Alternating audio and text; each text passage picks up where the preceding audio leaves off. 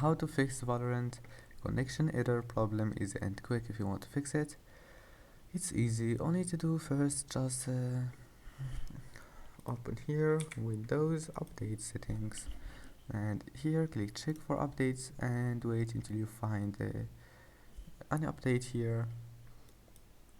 And after that,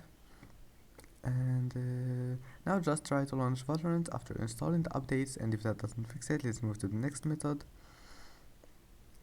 Now double click here on Windows Security, then Virus and Threat Protection, manage settings, add or remove exclusions, click yes, add an exclusion, file, and here you need to find Riot Games folder, and when you find it, just click on it, Valorant, live, shooter game, binaries, 64, and here you will find Valorant, click open, and that's it. Now your problem must be fixed, and that's it. See you in the next video.